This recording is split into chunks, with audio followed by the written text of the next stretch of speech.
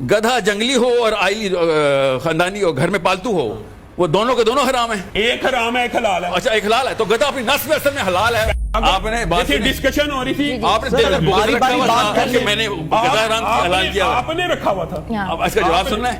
گدھے کا ہی جواب دوں گا, فکر نہیں کریں. گدھے حلال کرنے دنیا میں آئے مجھے تو ایسے ہی لگ رہا ہے اور یہی کہہ رہا ہوں میں. سن لیں کھوتا بریانی حرام سمجھی آندی ہے نہ حلال جی. ہو گیا سر سب آپ نے کر لی جواب اپنا مذاق اور تصدیق کر لی اور میرا جواب یہ بتائیں. اب جو سوال کر رہا ہوں اسی کا جواب دیجیے گا.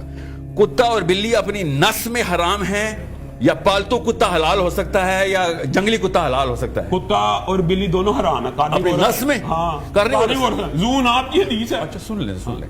تو اس کا مطلب ہے کتا چاہے پالتو ہو چاہے جنگلی ہو حرام ہے. گدھا جنگلی ہو اور آئلی خاندانی ہو گھر میں پالتو ہو وہ دونوں کے دونوں حرام ہیں.